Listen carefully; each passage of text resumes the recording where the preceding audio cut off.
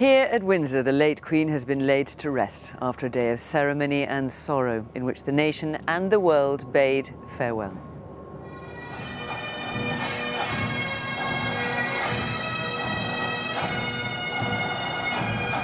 As the state funeral began, King Charles followed the procession of his mother's coffin from Westminster Hall.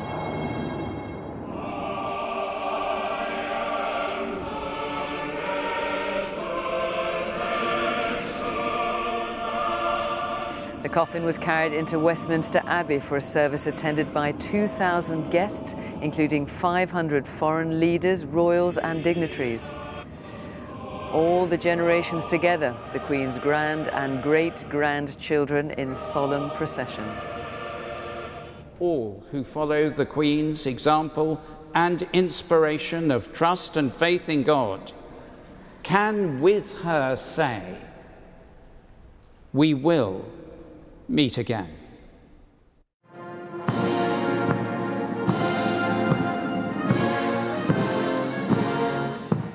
The funeral march echoed around central London as the coffin was accompanied on its final journey by members of the armed forces from the UK and Commonwealth.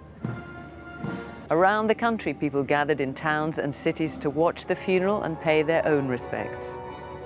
A few of us were singing hymns along and the national anthem, just immensely proud to be British. It's great how we all come together as a nation.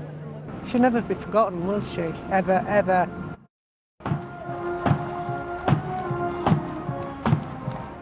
Then on to Windsor and down the Long Walk. Crowds gathered to watch the Grenadier Guards accompany the late Queen to her last resting place.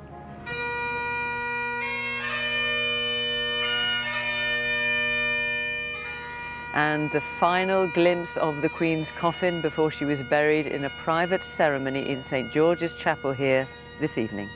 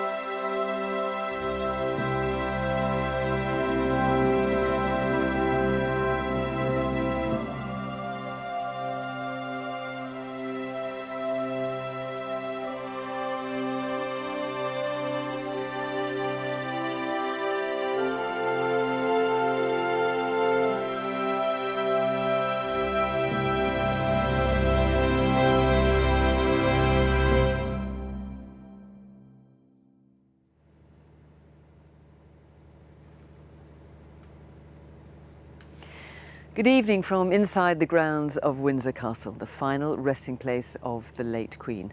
A private burial took place in St. George's Chapel this evening with Queen Elizabeth interred alongside her husband, the Duke of Edinburgh. It followed a service this afternoon here in honour of her life. Earlier, a day of the highest ceremony, not seen in this country for nearly 60 years, mixed with private sorrow as the state funeral was held in Westminster Abbey, the building in which Queen Elizabeth was married and crowned. King Charles, along with other members of the royal family, walked behind her coffin as it was taken into the Abbey from Westminster Hall, where it had been lying in state. Hundreds of dignitaries, including world leaders, joined members of the royal family and the public at the service. In his sermon, the Archbishop of Canterbury, Justin Welby, said the Queen had touched a multitude of lives during her 70-year reign. We start tonight with our royal correspondent Nicholas Witchell on the funeral held today for Queen Elizabeth. On a clear morning in September, the world focused its attention on London for the grandest and most solemn of events. For a revered monarch who'd reigned for longer than any other, all the honours of a state funeral. Within Westminster Abbey, where great moments of history have been staged for more than 1,000 years, the leaders of many nations came together to pay their tributes. Macron from France, Biden from the United States, Trudeau from Canada, and scores of others. They joined political leaders from the nations of the United Kingdom, all the living British Prime Ministers, faith leaders, charity workers, and citizens, at a moment in the nation's affairs when rank took second place to the desire to pay respect. To the tolling of a single bell, the bearer party from the Grenadier Guards brought the Queen's coffin from Westminster Hall to place it on the gun carriage.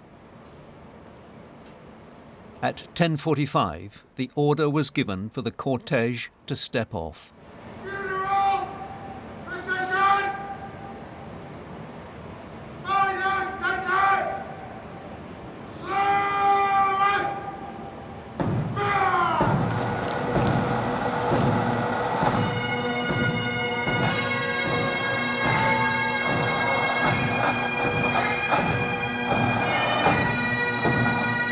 Walking behind the coffin, the King, his sister, the Princess Royal, his two brothers, the Duke of York and the Earl of Wessex.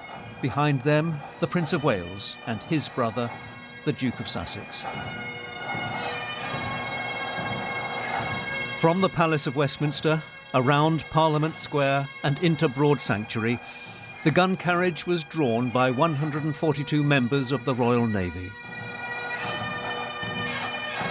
They brought it to the great west door of the Abbey Church, where as a young princess, Elizabeth had been married and later crowned as sovereign.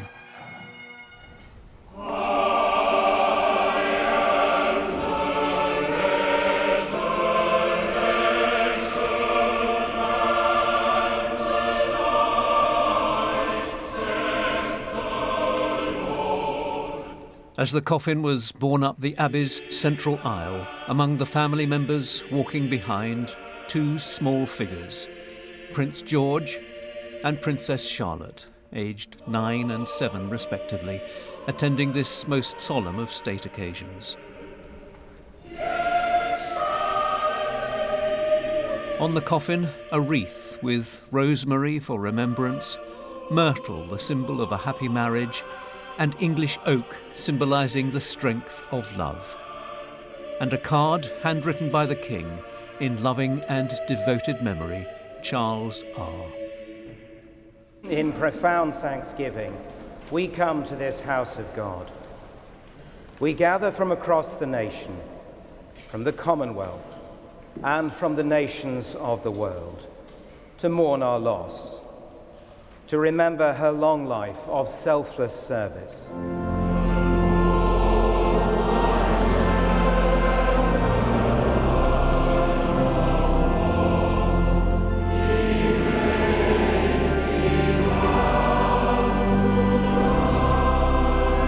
All the music and readings had been approved by the Queen herself.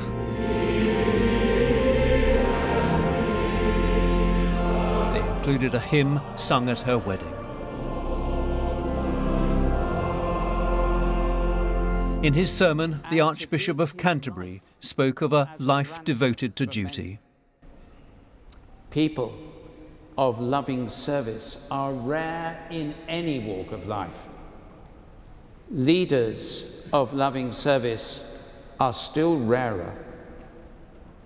But in all cases, those who serve will be loved and remembered when those who cling to power and privileges are long forgotten.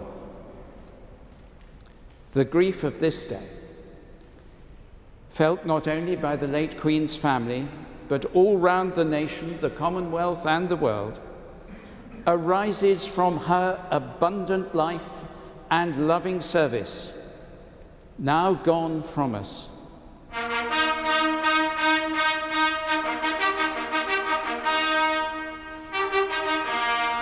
After prayers, the sounding of the last post and a 2-minute silence.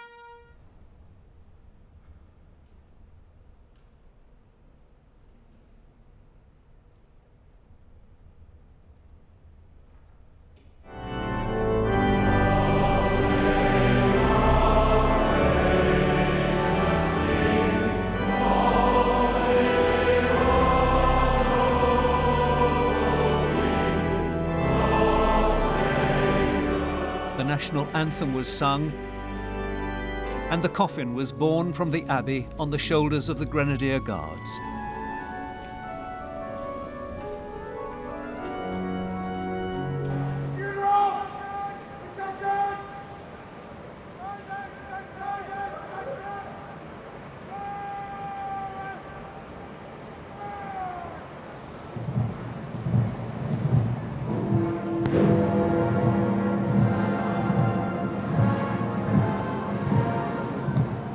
As the funeral procession set off through the wide streets of ceremonial London that she knew so well, a gun salute was fired in Hyde Park.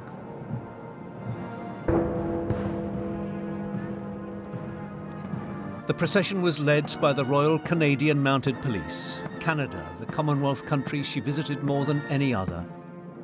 It included military detachments from across the Commonwealth, recipients of the Victoria and George Crosses, and health workers from the NHS.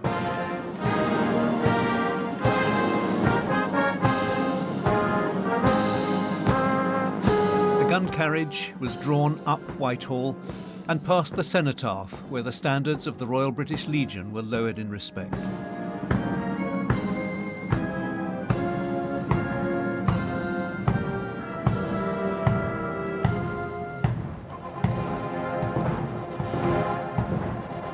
Following behind the cortege in a vehicle, George and Charlotte with their mother and the Queen Consort.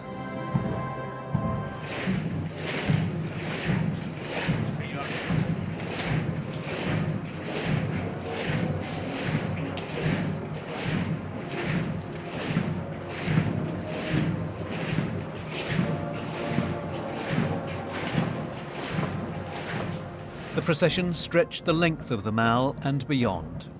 It brought the gun carriage to Buckingham Palace, past the balcony where she'd first appeared in 1927 at the age of 1, and where she'd been seen most recently during her Platinum Jubilee.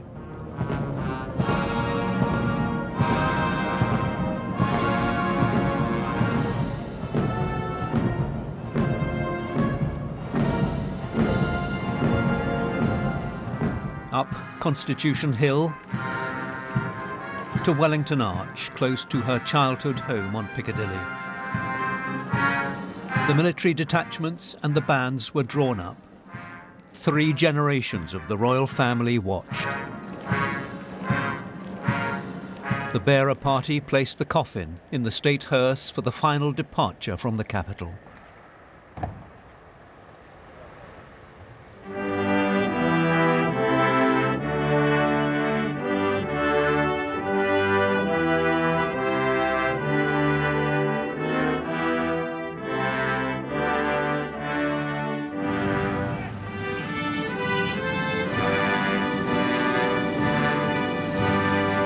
The streets of central London had been cleared of all traffic, but the pavements were full, lined with many thousands of spectators who wanted to witness this final journey of their late Queen to her beloved Windsor Castle.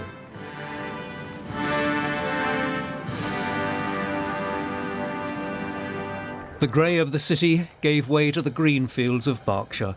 The long walk leading up to the castle was crowded for as far as the eye could see. The hearse was flanked by foot guards with their rifles reversed and accompanied on a rural road by the pipes and drums and the household cavalry.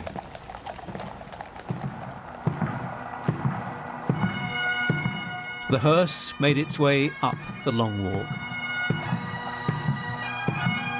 In places, the crowds were standing 20 or more deep.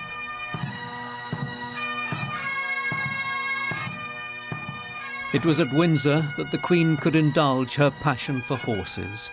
As the coffin went by, it was watched by Emma, one of the ponies she'd ridden in recent years.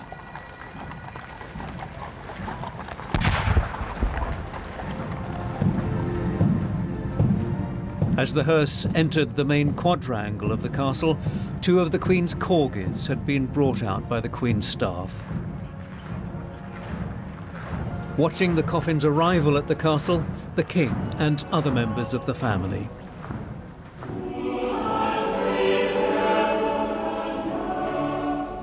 In St George's Chapel, a congregation of people who'd known or worked for the Queen had gathered for the committal service. This is the chapel she had known as a girl, where she had worshipped as an adult, and where now she will be buried.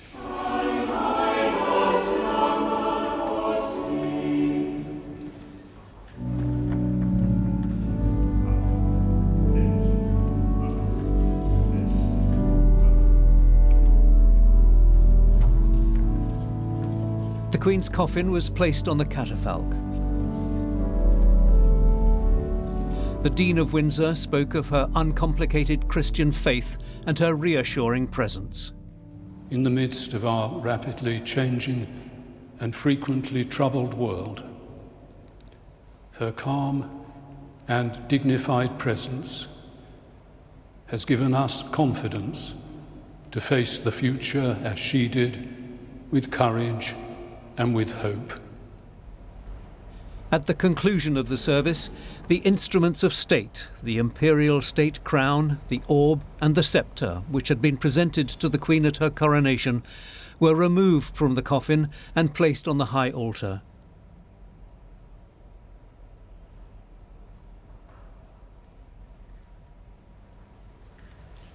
With the King watching, the Lord Chamberlain, the most senior official in the royal household, broke his wand, the symbol of his authority, to signify the end of a reign, and placed it on the coffin.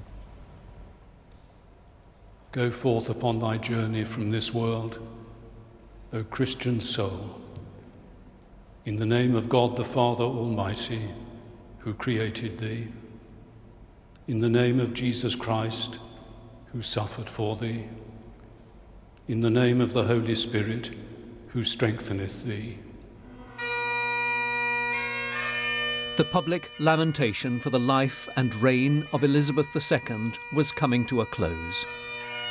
It was time for the world to draw back, to leave her finally to her family for her burial this evening in a small side chapel alongside her late husband. Nicholas Witchell, BBC News. Well, huge crowds gathered in near silence in the streets surrounding Westminster as the Queen's coffin was taken to Westminster Abbey and then here onto Windsor. Many people, young and old, from across Britain had camped out for days to witness the elaborate spectacle of pageantry, pay their final respects and share a moment of history. Our special correspondent Lucy Manning was amongst the crowds on the Mall as those gathered in London paid tribute to the Queen.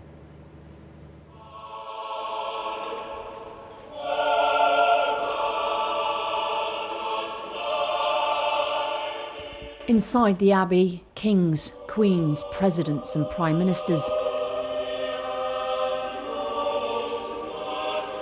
Outside, the ones without titles or palaces.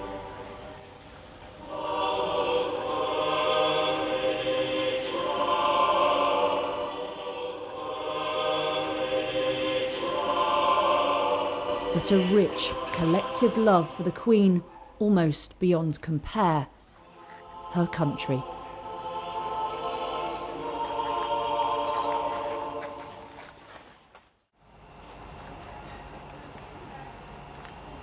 The sound of thousands. Total silence down the Mall. A mass of people, but the thoughts individual, personal.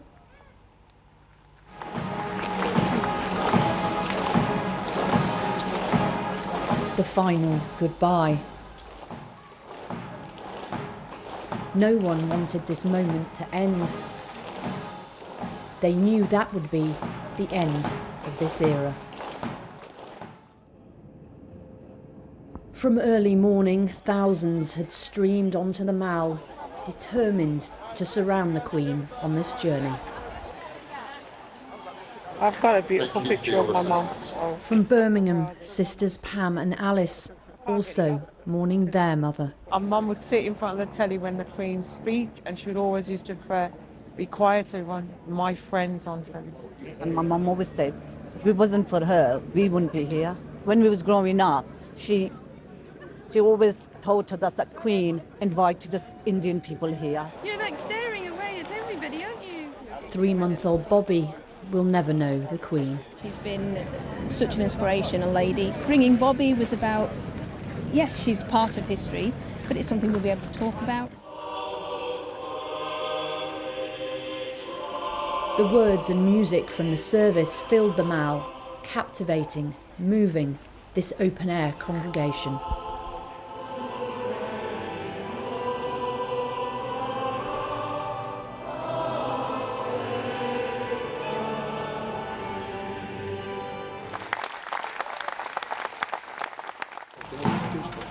Across the generations, who will ever forget this moment? It's humbling to have been here, and I think to have brought Bobby, it's the future as well. You know, this is the end of an era, but also the start of a new one. I'd echo the Queen and Vera Lynn in, you know, it wasn't necessarily a goodbye, but a we'll meet again. May you rest in peace. You served this country well. You served us all well. She was everybody's queen, all our queen. So she's done us proud still. The British people loved having her as their queen. Lucy Manning, BBC News. Among the mourners in the streets around central London, Windsor and elsewhere were many military veterans. For those who've served in the Army, the Royal Navy or the Royal Air Force, the Queen was their Commander-in-Chief, and many wanted to be present to say their farewells. Our special correspondent Fergal Keane has been speaking to veterans about what the Queen meant to them and hearing their tributes.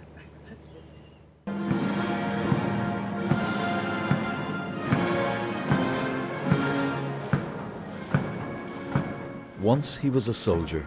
And today Mark Taylor said goodbye to his Commander-in-Chief.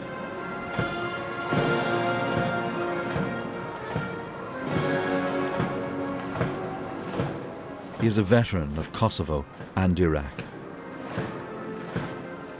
He came home from war with post-traumatic stress disorder. Thinking of all my mates that I've lost, family that I've lost. Yeah, it just brings it all to a head. But yeah, honoured, proud to have served. Definitely, proud to have served.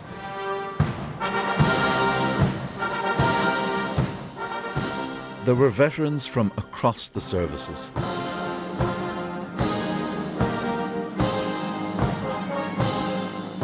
The faces of wars fought in the Queen's long reign. And of those who served when she was a princess.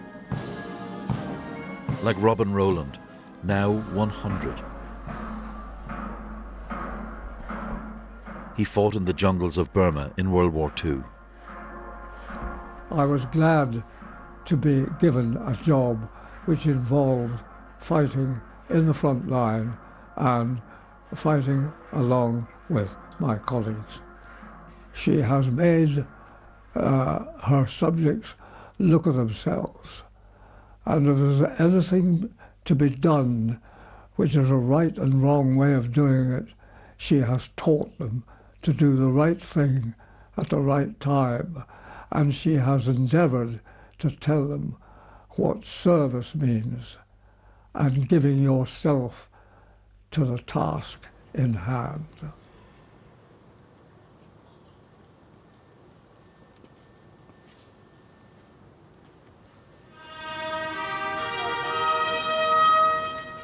But in war, obeying the call to duty is so often the story of the young who do not come home.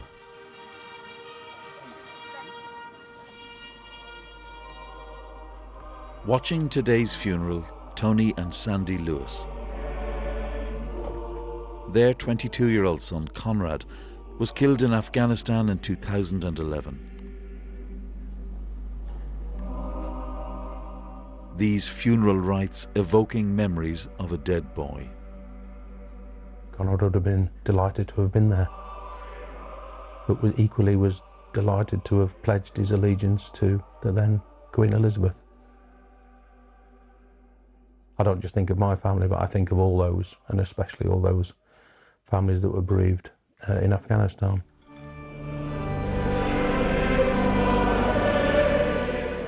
In this way, present grief summoned the memory of older sacrifice.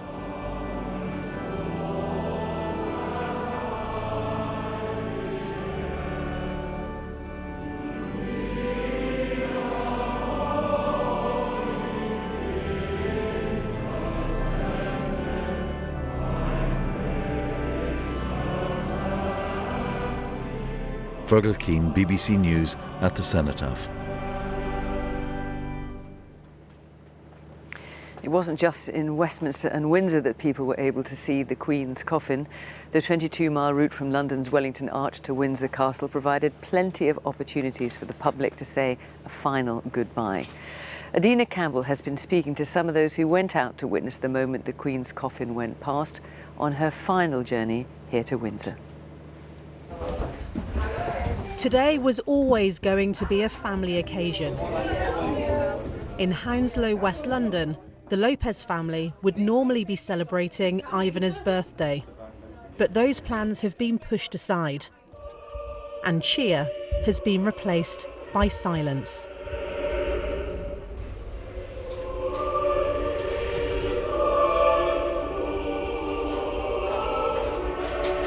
It's very hard to watch. Very emotional. Yeah, emotional. 96, she ran the country. They wanted to see the Queen face to face, but we won't get a chance to see in the future now. It was kind of upsetting by seeing a lovely Queen's dead. Outside, the crowds were ready to say their final goodbyes. And joining them, the Lopez family, who made the short walk from their front door to the front of the line. It means a lot for our family to come here and see this is the last day of the Queen's. When we knew the Queen was going down the A4, we were really, really happy. So we've come here about 2 hours ago and we've been waiting. I think she served the country for so many years, and I think she was a great person and she helped a lot of people. She's done a lot for our country, and it's important we all get to see her pass. And then, the moment they'd been waiting for.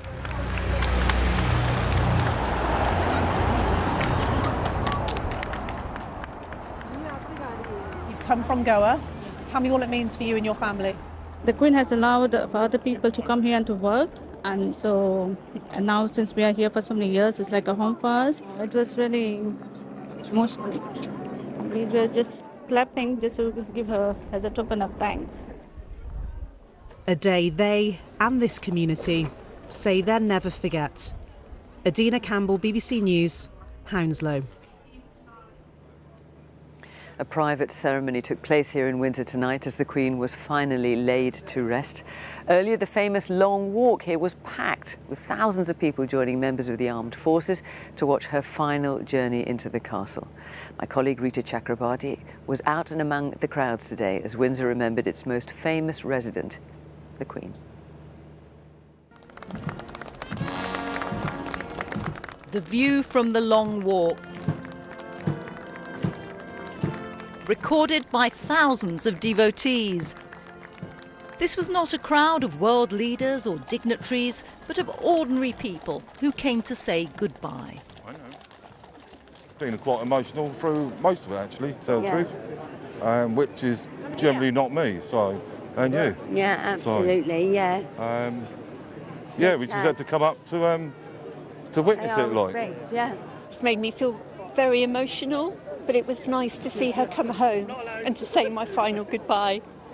And she'll be with Philip soon, won't she? So they'll be together. There's an atmosphere of celebration here as well as sadness. Celebration of a long life well lived, as well as sadness that the Queen has finally gone. Earlier in the day, a different mood prevailed, of anticipation and even festivity.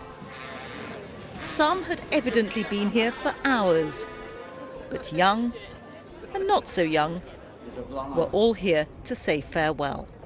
The Peabody family from Northamptonshire were passing the time and wouldn't have been anywhere else. We wouldn't have missed it for the world. I mean, the Queen has done so much for Great Britain and the world, and we just needed to be here and ensure that we could pay our respects to her, as probably half of the UK and half of the world will be doing today. So just a tremendous honour to be here.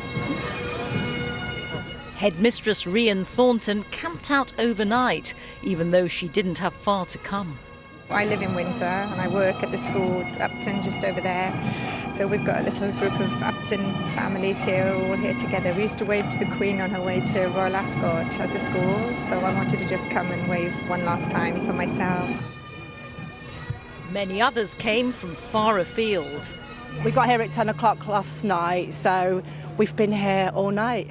Hadiel Miller and family travelled all the way from Yorkshire. It's great how we all come together as a nation. Something bonding. I think we're all in quite high spirits today, but at the moment, but the mood will definitely change later. And it did. Solemnity and tears, and then the 2-minute silence.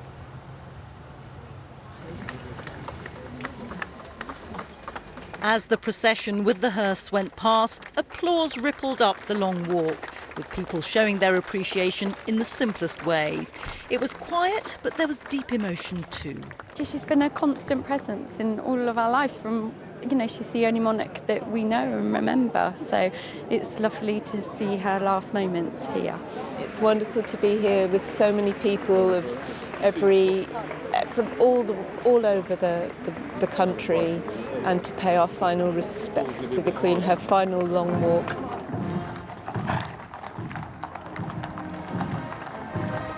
So many reasons to be here. Community, commemoration and straightforward affection. A day that no one here will ever forget. Rita Chakrabarti, BBC News, Windsor.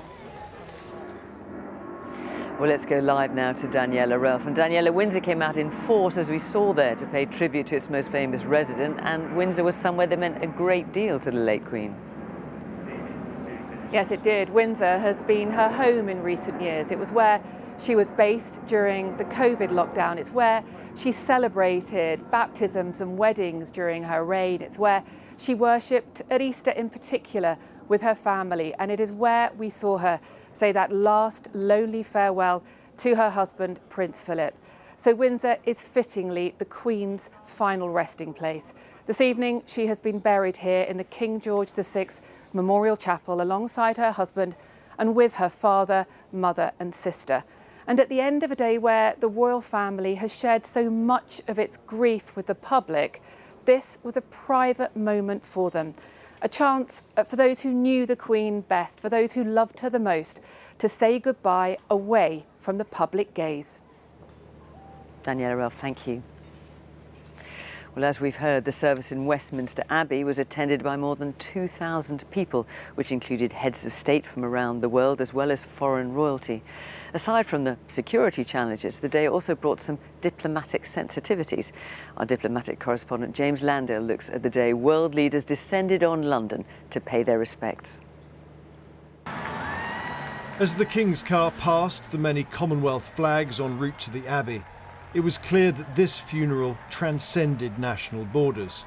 She was, one biographer wrote, Queen of the world, and today's symbols and service bore witness to that truth. Political leaders may have flown from all corners of the world, but their final journey was by bus, just as these African leaders had travelled to Buckingham Palace last night. Again today, there were just too many VIPs for them all to come by car, so they came together and queued together. In they came, some 500 foreign dignitaries in all, including about 100 heads of state and government. From North America, the President of the United States, Joe Biden, and his wife, they didn't take the bus. And Justin Trudeau, the Prime Minister of Canada, who did. He first met the Queen when he was just a boy. From Europe came President Macron, who has spoken so warmly of French affection for the Queen, and kings and queens from across the continent, from Spain to Sweden, Norway to the Netherlands. There were leaders too from the other side of the world, from New Zealand and Australia and many of the Pacific Isles. From Africa a long line of statesmen and women, especially from the Commonwealth, the international organisation the Queen shaped and nurtured.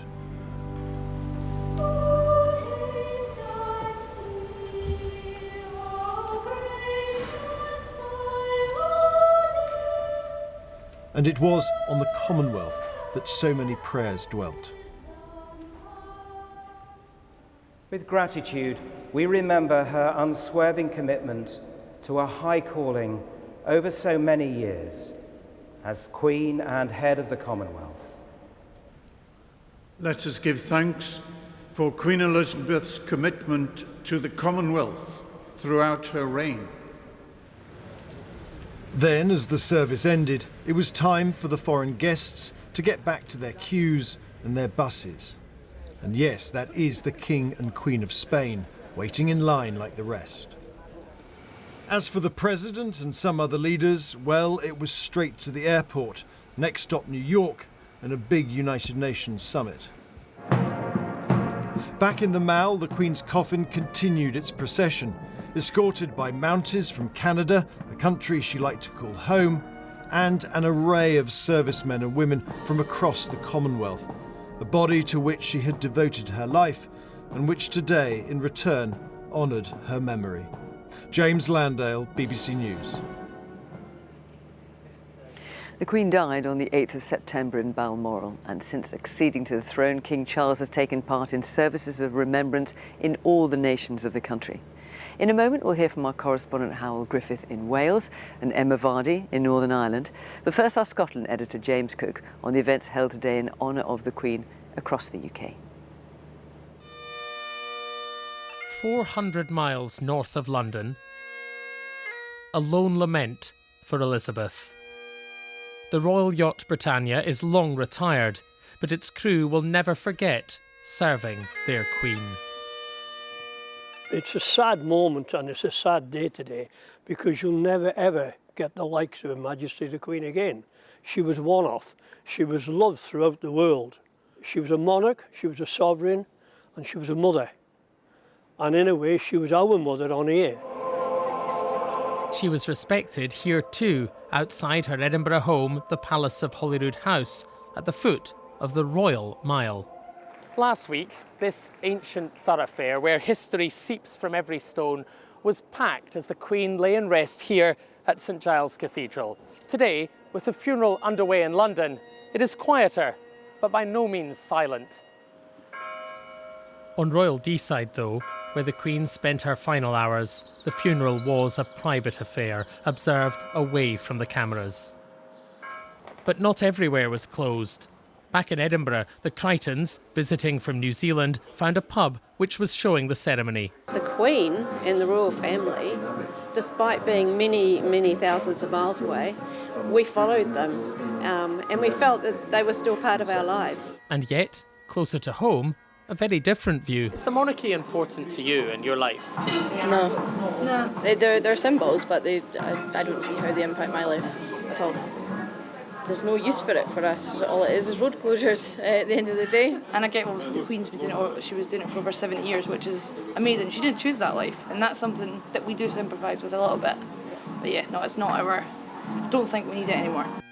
That debate will continue under Charles, with Elizabeth now anchored in history. James Cook, BBC News, Edinburgh.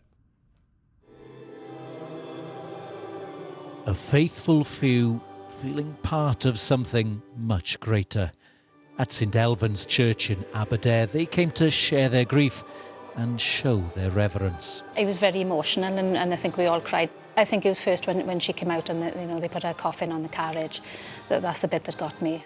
For Sarah, there was a personal connection too. The Queen did so much for the people, and I just wanted to be with the people. It brought me a lot of comfort since my mother passed away in 2020, so that's pretty much why I came. It's like losing your grandmother, isn't it? Who has taught us by his holy apostle St Paul. From the theatre in Colwyn Bay to care homes up and down Wales, small groups gathered, finding comfort in company. In Caernarfon, a few veterans paid their own silent tribute.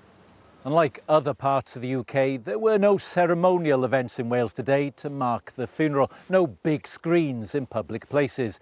but this is still seen by some as a significant moment here, the end of a relationship that stretched back before Elizabeth's time as Queen. She came first as a princess and in 1946 was made a member of the Gorsedd, the Welsh Circle of Poets, and given the bardic name Elizabeth or Windsor. In the latter part of her reign, it was the Senedd which became the centre of the relationship, signalling royal approval for what became Wales's parliament. She redefined the United Kingdom. She said, I'm going to do what I did in Scotland in Wales if you want me to do it. So just ask me. Just invite me. It's a legacy welded into Wales's history after an era where so much has changed. Hywel Griffith, BBC News, Aberdare. In Belfast, the grounds of City Hall provided a window to the ceremony in Westminster. For those who consider themselves British, this was a final farewell to a much-loved head of state. She means a lot to Northern Ireland. I suppose this country has its friction over the years, but she's been kind of a force for reconciliation, hasn't she? She'll never be forgotten, will she? Ever, ever. I'm getting emotional, I'm sorry. There's been a sense of stillness and quiet here in Belfast today as the sounds and hymns from the funeral have echoed around the city centre and people have paused to pay their respects and feel a sense of connection to the events happening in London. But while much of the UK has been captivated by the royal events, nationalist areas of Northern Ireland have a different relationship with the monarchy. In Newry, near the Irish border, many businesses remained open. It's fascinating to watch the pageantry and stuff like that there, but it's not the be-all and end-all. She was a lovely, lovely lady, but it's just business as usual. I remember Dublin City. After years of conflict here between Unionists and Nationalists, the late Queen had helped to bridge divides. Within the nationalist and Republican community, royalty isn't something that would be top of everybody's agenda. That said, there is respect for our neighbours. She's viewed as somebody who's contributed to the peace here. Let us pray for His Majesty the King. And back in Belfast, in laying to rest the Queen, thoughts also turned to the future. Do you think King Charles can be that same symbol of peace building that the Queen was? I think the answer to that's yes. There's still issues of hurt and there's still issues of divided community, so all of that, still has to be addressed, but the foundation stones are there. And today, Belfast joined with millions in saying an affectionate goodbye. Emma Vardy, BBC News. Let's take a look now at how people have been following the funeral elsewhere in England. The ceremony was broadcast in venues in many parts of the country, including at St Wolfram's Church in Grantham, where people had gathered from early this morning. This was the scene in Leeds, where hundreds of people, young and old, gathered in the drizzle in Millennium Square to pay their respects to the Queen. And dock workers in Southampton paid their own special tribute to Her Majesty using shipping containers to mark her passing.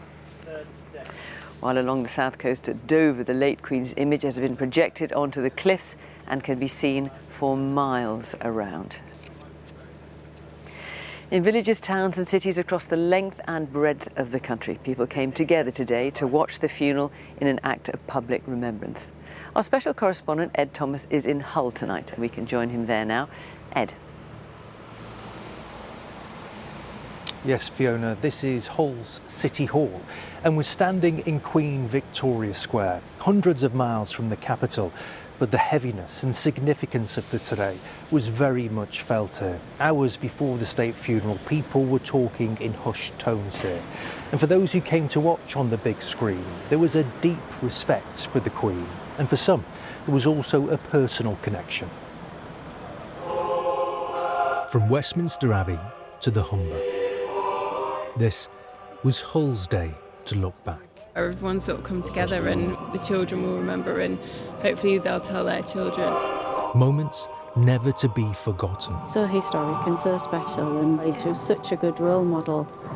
Together to say thank you to the Queen. Just immensely proud to be British and to see what this country can do. So when the Queen came, it was a bit nervous because it's a bit scary having the Queen watching you do your job. 5 years ago, Melissa Tweddle met the Queen. That's me there, look. Getting ready to do a pretend cesarean section. At the time, she was a student midwife, just beginning her career. Everybody was really excited. I had to make sure that I didn't trip over anything and drop the baby. Today, although it's a funeral, it's also like a celebration of everything that she's achieved, what she's done. And we'll always have this story to tell of when Mummy met the Queen. And you'll probably end up telling your children and things like that, won't you, when the time comes? Oh, she looks so happy. I remember that beautiful blue outfit and her amazing skin and twinkly eyes, a beautiful smile. Sophie was just 6 when, bouquet in hand, the Queen and the Duke of Edinburgh came to Hull. Look at your face, you're mesmerised. Now 18, it's a time the family will always remember. The Queen, she's shown leadership and that sense of duty and commitment, and as far as we feel, she hasn't put a foot wrong in leading this country. And been an inspiration for not just our generation, but many others. Andy met the Queen in 2017. He's been recognised by St John Ambulance, organises Hull Pride. His has been a life of volunteering. What did the Queen mean to you? I think the best of us. I think somebody who demonstrates that dedication of service and a life's commitment to her work. And it's just incredible to think that that person has gone. People sharing this moment, touched by the life and reign of Queen Elizabeth II. It was just really sad. Now, I'm still sad, but I think it's a great way to remember her. 9-year-old Ava Tweddle ending that report by Ed Thomas. Well, our royal correspondent Nicholas Witchell is here with me. So Nicholas, we have seen the most remarkable scenes of pageantry today to bid farewell to the late Queen, and now we begin a new era. An extraordinary day, 12 extraordinary days really, and it's all gone smoothly. The succession, the transition has by and large gone smoothly, and of course that's terribly important for a hereditary monarchy. What's also important for a monarchy is that it should be something that brings people together, and I think that has happened over these past 12 days. Now, not everybody is a supporter of constitutional monarchy, we know that, but I think the evidence suggests that this ancient land, if you like, broadly speaking, remains comfortable with this ancient institution, the monarchy. 3 quick points. The Constitution. Charles, the King, has made it clear that he will follow the example of his mother, so no meddling. The Union. He's visited all the home nations. Scotland, we know, will be something of a challenge. Faith. He made a speech to faith leaders on Friday, said he wanted to be sovereign of all communities. He takes that very, very seriously.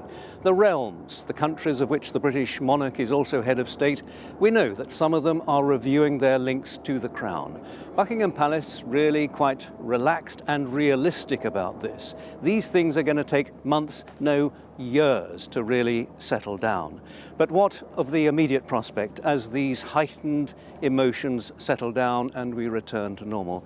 I think for the King, for his advisors, there is a feeling of satisfaction and relief that the succession has gone as well as it has after all the anxieties that there have been in recent years, and that the reign of King Charles III has got off to a strong start. Nicholas Witchell, thank you. Well, Gurkhas from Maidstone took part in the funeral procession today. British Gurkhas have served as part of the army for more than 200 years, and its regiments swear allegiance to the monarch. In Nepal, British Gurkha veterans gathered to pay their respects, including a wreath-laying ceremony in front of a tree planted by the Queen in 1986. Our South Asia correspondent, Yogita Limai, reports now on how the Gurkha brigades and people in Nepal have been remembering the Queen.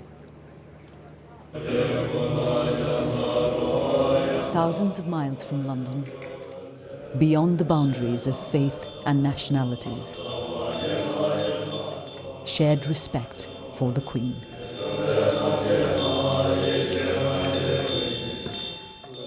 Buddhist monks offer prayers at a monastery in Kathmandu, chanting for peace for the Queen's soul and for everyone who knew her.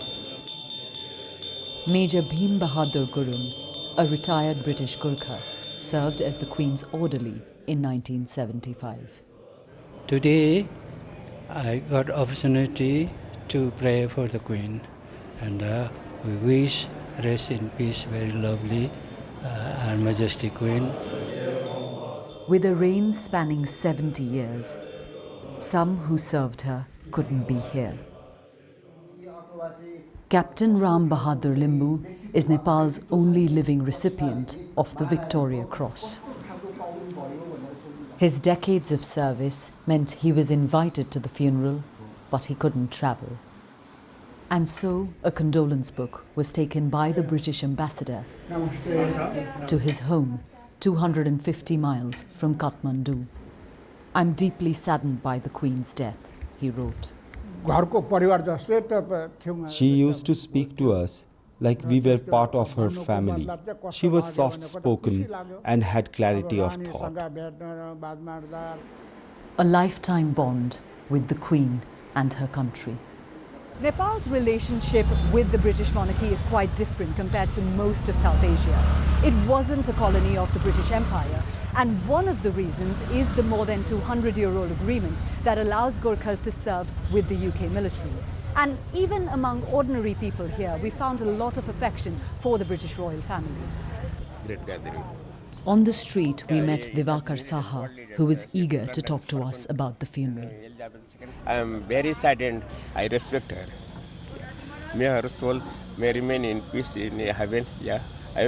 All my thoughts and prayer are with the British people. So how old were you, sir, when you saw Queen Elizabeth? I was at the time 15 years of age.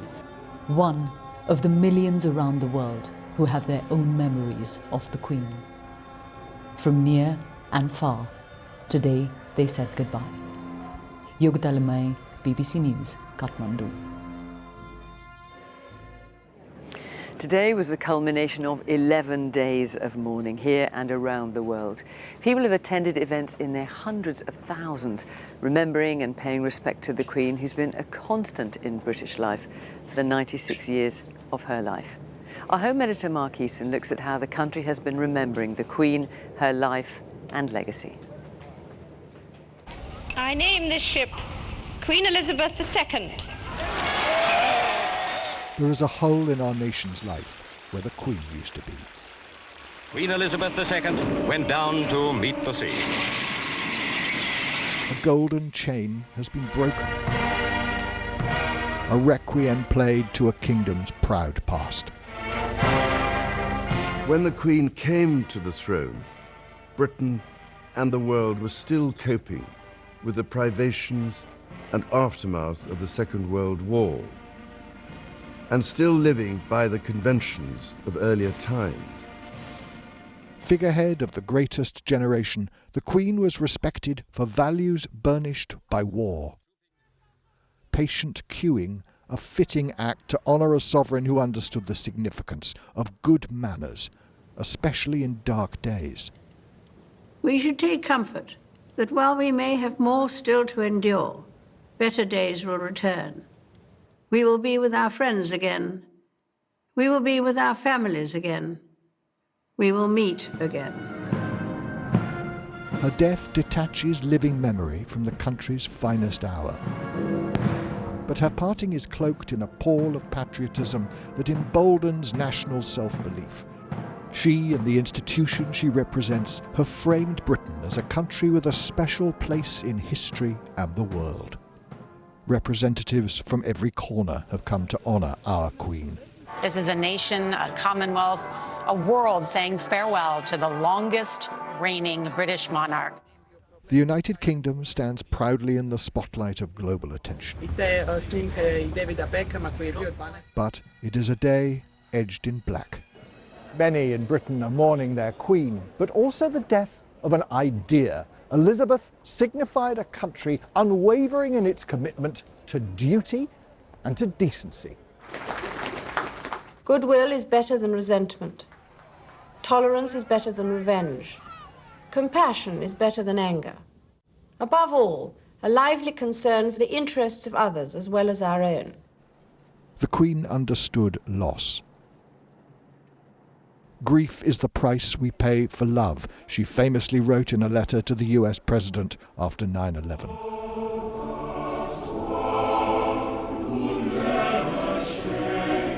Grief was on parade in London today.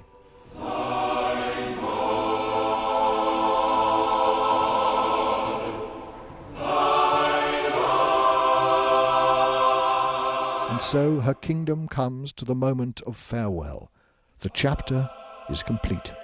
Tonight we shall feel the weight of its final full stop. Mark Easton, BBC News. We'll look back at some of the extraordinary images of the day in just a moment. But first, let's get the latest weather forecast and join Ben Rich. Hi, Ben.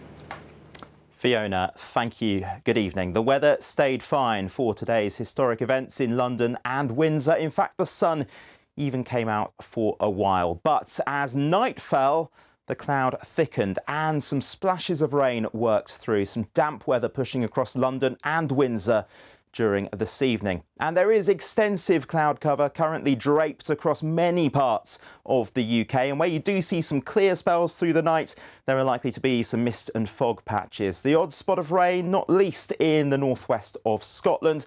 Temperatures under the cloud between 9 and 12 degrees, a little chillier than that if you see clear spells overhead. Now into tomorrow, yes, there will be a lot of cloud, that cloud thickest across western parts of Northern Ireland, the northwest of Scotland, with the odd spot of rain. But through eastern Scotland, eastern counties of Northern Ireland, across England and Wales, we should see some sunny spells, the best of the sunshine, just as today, across the southwest of England and West Wales. And feeling a little warmer than it has done, with temperatures between 16 and 19, maybe 20 degrees. Now, during tomorrow night, a lot of the cloud should tend to break. There will be some fog patches that develop for Wednesday morning, but Wednesday should be a sunnier day for most of us. And with southwesterly winds, yes, it is going to feel quite warm. 19 degrees for Aberdeen, 21 for Norwich and for London, but some rain into the northwest of Scotland in association with this frontal system, which will be pushing its way southeastwards during Thursday and into Friday, and that will bring some outbreaks of rain, and behind it, a return to cooler conditions. So we'll see rain pushing southwards for the end of the week, and those temperatures will start to drop. That's the latest weather. Let's go back to Fiona in Windsor. Ben, thanks very much. And that is all from us here in Windsor Castle tonight, on the day the nation and the world said farewell to Queen Elizabeth.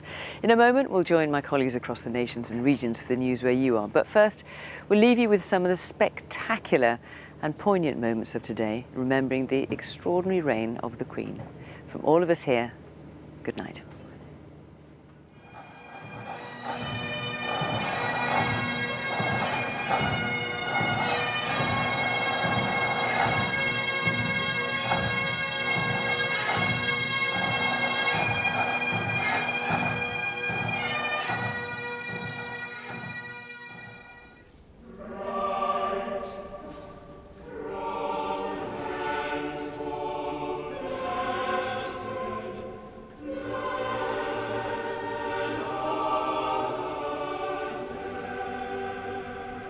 Will you solemnly promise and swear to govern the peoples of the United Kingdom of Great Britain and Northern Ireland?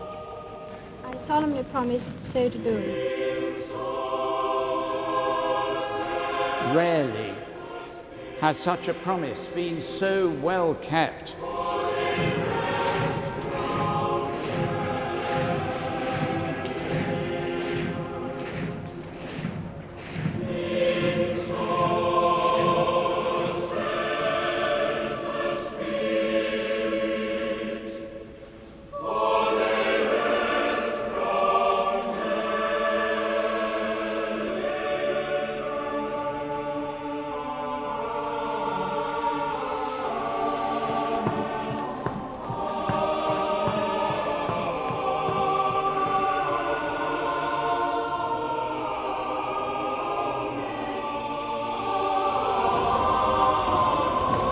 Her calm and dignified presence has given us confidence to face the future as she did, with courage and with hope.